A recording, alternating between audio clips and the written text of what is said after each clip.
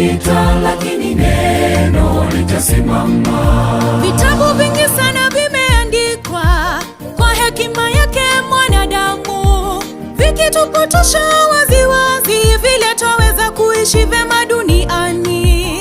Ila yabidi tuelewe kwamba pale mwanzo kulikuwa neno, naye neno alikuwepo kwa Mungu, naye neno alikuwa Mungu. Neno litasimama, neno litasimama. Mambo yote yatapita, lakini neno litasimama. Neno litasimama, neno litasimama.